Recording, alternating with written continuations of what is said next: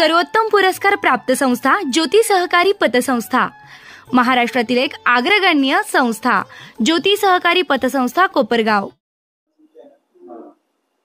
कोपरगाव शहरामध्ये गेल्या काही दिवसापासून कोपरगाव नगर परिषदेच्या वतीने अतिक्रमण मोहीम राबवण्यासाठी फुले मारण्यात येत आहेत. ज्यांनी अतिक्रमण केलं त्या ठिकाणी काय वाटतं, या अतिक्रमणाविषयी आपणास केलं पाहिजे नाही केलं पाहिजे किंवा कसं केलं पाहिजे? केलं तर 2011 साली कोपरगाव शहरामध्ये अतिक्रमण हटाव मोहीम झाली.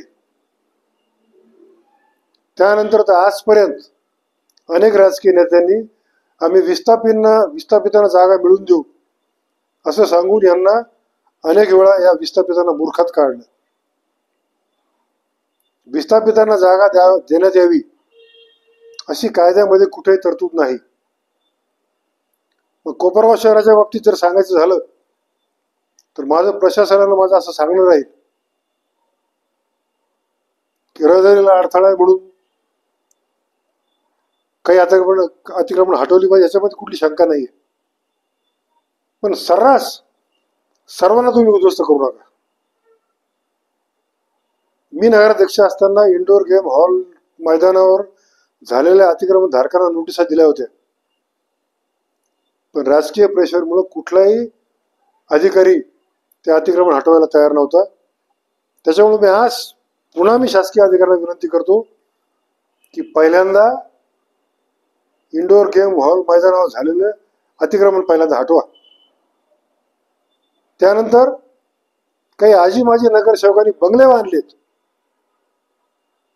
त्या निर्लज्ज नेत्यांचे अतिक्रमण पहिल्यांदा हटवा. अतिक्रमण हटवू नये यासाठी राजकारण करण्याचा प्रयत्न सुद्धा काही लोक करतायत. ज्यावेळेस 2011 मध्ये अतिक्रमण हटली त्या जागा पुन्हा दुसऱ्यांनी काही बळकावल्या. त्या ठिकाणी व्यवसाय करणारा गोरगरीब टपरीधारक असतील किंवा हातगाडीवाले असतील, यांच्याकडून भाडं घेण्याचं त्याच्याकडून हप्ते घेण्याचं पाप आपल्याच कोपरगाव शहरामधले काही तथाकथित पुढारी करतायत. त्यांच्यापैकीच आता काही जण पुन्हा नागरिकांना नादी लावतायत की आम्ही असं करू आम्ही तसं करू. नागरिक या भाबड्या गरीब नागरिकांना कुणीही आश्रय लावू नये किंवा मतांचं राजकारण करायचं म्हणून अतिक्रमण हटवलं तर आम्ही असं करू आम्ही तसं करू असं मी कधी म्हणणार नाही. कारण कोपरगाव शहरामधल्या आपल्याच नागरिकांना, आपल्याच आया बहिणींना, आपल्याच घरामधल्या म्हाताऱ्या कोताऱ्या लोकांना या शहरामधून रस्त्यावर वावरायचंय. एक 25 वर्षापूर्वी चालायला रस्ता नव्हता म्हणून एक चहा पावडर विकणारा शहा यांचा तरुण मुलगा ट्रक खाली गेला होता खंदक नाल्याजवळ. तर हा पण आपल्याला विचार करावा लागणार आहे. आणि माझं पुन्हा सांगणं राहील की गोरगरिबांची अतिक्रमण सर्रासपणे तुम्ही हटवू नका. पण ज्या ठिकाणी रस्त्याने चालणं मुश्किल आहे अशा ठिकाणची अतिक्रमण हटवली पाहिजे. आणि मला कुठलंही अशा पद्धतीने मला राजकारण किळसवाणं करायचं नाही. ती केवळ नागरिकांना आश्रय लावून द्यायचं. तुम्हाला आम्ही पर्याय जागा मिळवून देऊ. किती जागा मिळाली पर्याय?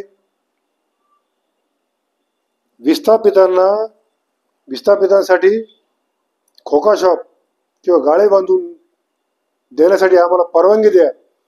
यासाठी मी स्वतः नगराध्यक्ष असताना सर्व पक्षीय शिष्टमंडळ घेऊन नगरमध्ये जाऊन संबंधित सर्व अधिकाऱ्यांना भेटलो होतो.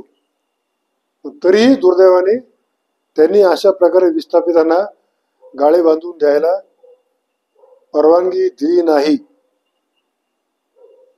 म्हणून माझी शासकीय अधिकाऱ्यांना पुन्हा विनंती राहील की ज्यांनी अतिक्रमणाचा नंगानाच घातलेला आहे, ज्यांनी जागा भाड्याने दिलेल्या आहेत, जे हप्ते घेतात, ज्या ठिकाणी सामान्य जनतेला चालायला रस्ताही नाहीये अशा ठिकाणचे अतिक्रमण जे असतील ते तुम्ही त्यांना कमी करायला लावा, आणि अशा पद्धतीने कमी करायला लावा की कोपरगाव शहरामधली रहदारी व्यवस्थितपणे चालेल. आणि कोपरगाव शहरामध्ये जे व्यापारी आहेत की ज्यांनी कोट्यावधी रुपये गुंतून, लाखो रुपये गुंतून, ज्यांनी गाळे घेतले, ज्यांनी कर्ज काढलं, जे आपला व्यवसाय थाटून बसले, पण त्यांच्या ज्या गाळ्यापर्यंत, दुकानापर्यंत जर गिराईकच पोहोचू शकत नसेल तर तोही त्यांच्यावर अन्याय होणार आहे. त्यांच्यावर अन्याय होता कामा नये आणि सर्वसामान्य सरलाटपणे भरले जाऊ नये अशा पद्धतीने कारवाई या प्रशासनाने करावी अशी मी विनंती करतो. धन्यवाद. मागच्या 2011 जे अतिक्रमण काढले होते त्या जागा पुन्हा दुसऱ्याच कुणीतरी बळकावल्या. काही जणांना गाव सोडून जावं लागलं. पण आमचेच काही माजी नगरसेवक यांनी काही जणांना प्रवृत्त केलं की त्या ठिकाणी बस मी आहे तुझ्या पाठीमागं. आणि एकदा त्या ठिकाणी दुकान सुरू झाल्यानंतर, टपरी टाकल्यानंतर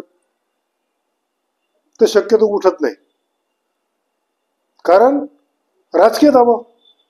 आणि साधं मी नगराध्यक्ष असताना ज्यावेळेस मी अतिक्रमण हटवण्यासाठी खर्चाची तरतूद करावी लागते, हा नियम आहे, अतिक्रमण तुम्ही हटवू नका. तो विषय ज्यावेळेस मीटिंग मध्ये आला, इतर वेळेस फार आरडाओरडा करणारे नगरसेवक अतिक्रमण हा विषय मीटिंग मध्ये आल्याबरोबर खाली मान घालून बसले, कोणी बोलायला तयार नाही, केवळ मतांसाठी.